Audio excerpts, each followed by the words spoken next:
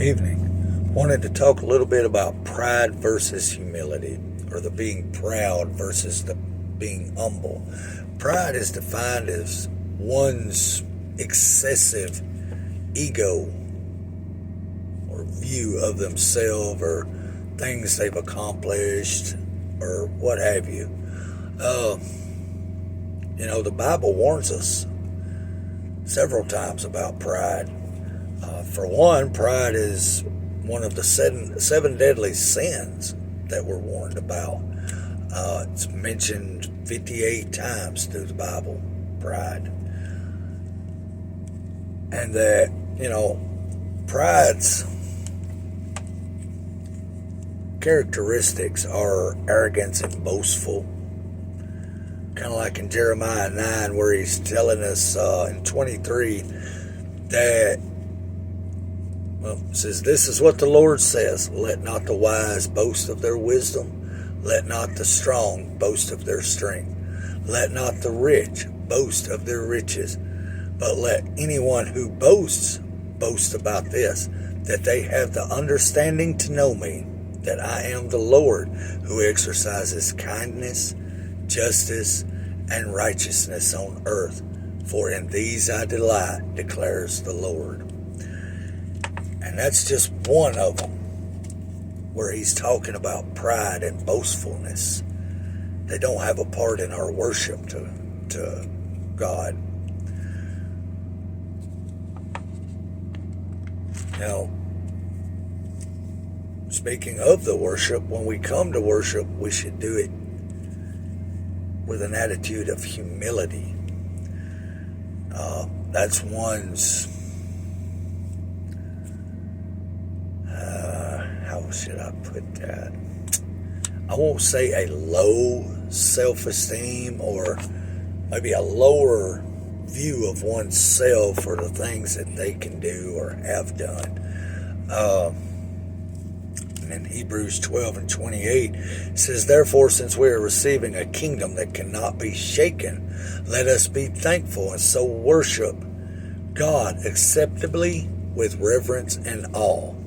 Now, we all know what reverence is, which is respect. And when it's referring to awe, it's wonder. So we worship God with respect and wonder. And we can only do that with an attitude of humility. But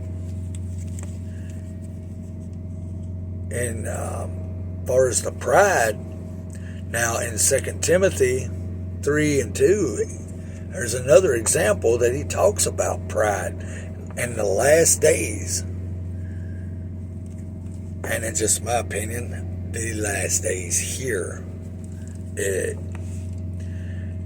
says, "People will be lovers of themselves, lovers of money, boastful, proud, abusive, disobedient to their parents, ungrateful, and unholy."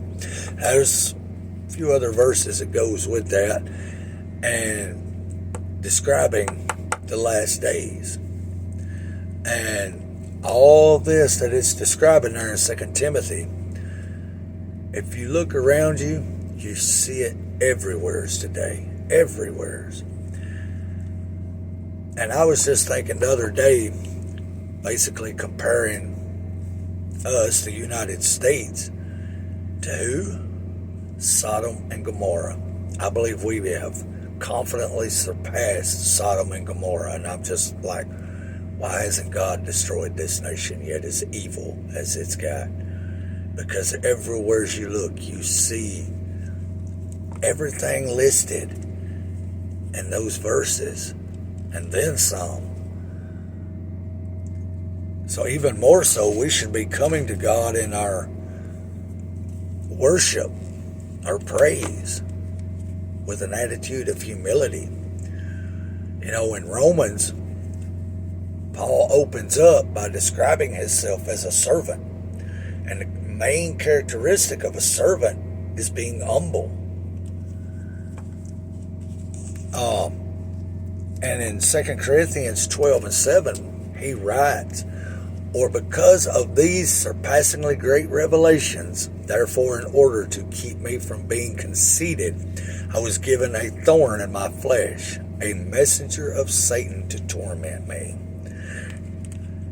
Now, what he's talking about, I mean, not an actual thorn like we think of thorns on a rose bush or briar or something like that. We think that it might have been his eyesight and kind of kept his ego in check, which made him more humble, made him a better servant.